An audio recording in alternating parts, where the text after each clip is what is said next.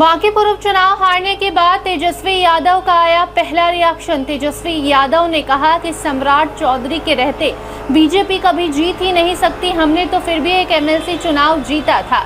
बताएंगे पूरी खबर। अब नमस्कार, स्टार टीवी बिहार देख रहे हैं आप और मैं आपके साथ वंदना।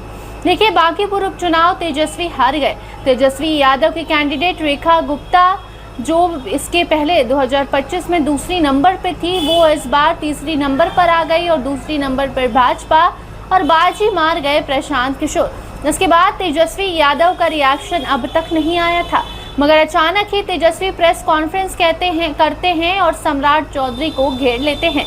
सम्राट को लेकर तेजस्वी कहते हैं कि सम्राट चौधरी जब से मुख्यमंत्री बने हैं बीजेपी को इसका नुकसान ही हो रहा है, लेकिन भाजपा ये बात समझने को तैयार ही नहीं है। लेकिन अब हो सकता है कि बीजेपी ये बात समझ जाए कि सम्राट उनके लिए फायदेमंद नहीं है। आपको इस खबर में हम सुनाएंगे क्या कुछ कह रहे हैं तेजस्वी यादव, लेकिन उसके पहले आपको बता दें कि अब तक सम्राट चौधरी हो या फिर बड़े बड़े कई नेता हों, सबने प्रशांत किशोर को बधाई दे दी थी, लेकिन अब तक तेजस्वी चुप थे। तेजस्वी की तरफ से शक्ति यादव का बयान कल ही शाम में आ गया, लेकिन तेजस्वी यादव के रिएक्शन का सबको इंतजार था, जो इंतजार अब खत्म हुआ। आप खुद सुनिए क्या कुछ बांकीपुर चुनाव हारने के बाद तेजस्वी कहते हुए नजर आए हैं और सम्राट पर गुस्सा भी तेजस्वी ने उतार दिया है। देखिए, जनादेश का जो भी मैंडेट जो है उसको हम लोग जो है स्वीकार करते हैं, लेकिन ये जनता का आक्रोश बीजेपी के सरकार पर था, मुख्यमंत्री पर था और उनके गलत नीतियों पर था। लगातार सुन लीजिए ना, लगातार बीजेपी सम्राट चौधरी जी को कितना 100 दिन 150 दिन हुआ है, एमएलसी का चुनाव हम लोग जीते और एमएलए का भी वो चुनाव हारे, यानी एमएलसी का भी चुनाव बीजेपी हारी और एमएलए का भी चुनाव बीजेपी जो हारी है 150 दिन के अंदर। तो ये जो गुस्सा जो है जनता का, ये बीजेपी के नेताओं की सरकार, और ये पहले बीजेपी के मुख्यमंत्री हैं और इनके 100 दिन के अंदर 150 दिन के अंदर भाजपा 2 बड़े चुनाव हारती है, एक एमएलसी का, एक एमएलए का।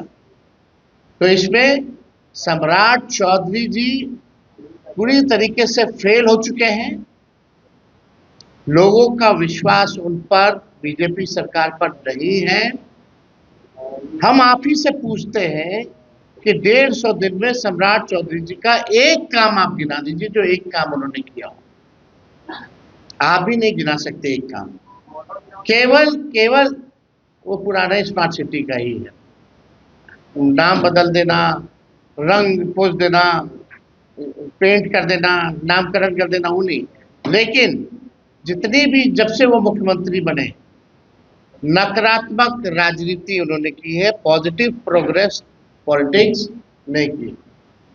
केवल उगल जुलूल बोलना, बोलापन, केवल एक माइंडसेट के साथ जो है विपक्ष को या विपक्ष के लोगों को तंग करना, यानी पूरी तरीके से नेगेटिव नकारात्मक पॉलिटिक्स की है और काम कुछ नहीं किया। अपने काम से वो पीछे हटे हैं, इसलिए जनता ने भाजपा के लोगों को सजा दी।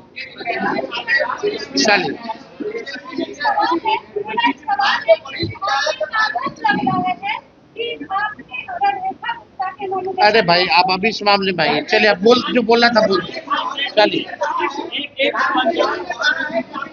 एक मिनट।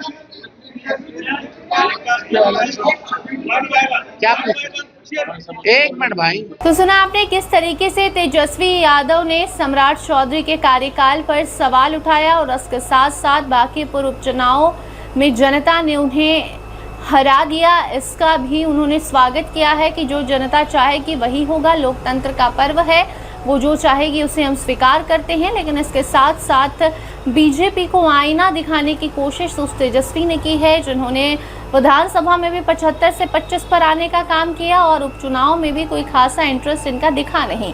रेखा गुप्ता हार गई और अब प्रेस कॉन्फ्रेंस करके अपराध जो बिहार में बढ़े हैं, क्राइम कंट्रोल नहीं किया जा रहा है, इस पर सवाल उठा रहे हैं। हाल ही में हुए सीओ हत्याकांड पर भी तेजस्वी ने सवाल उठाया। लेकिन इन सबके बीच सबसे महत्वपूर्ण बात ये रही कि एमएलसी चुनाव जीतने का गर्व तेजस्वी को अभी भी है और वो कह रहे हैं कि सम्राट के आने के बाद 100 दिन कार्यकाल में देखिए बीजेपी एमएलसी भी हार गई चुनाव और अब जो बीजेपी है वो बांकीपुर भी हार गई। ऐसे में तेजस्वी यादव के लगाए गए इन आरोपों पर, बयानों पर आपकी क्या राय है, कमेंट सेक्शन में जरूर बताइए। देखते रहिए स्टार टीवी बिहार। धन्यवाद।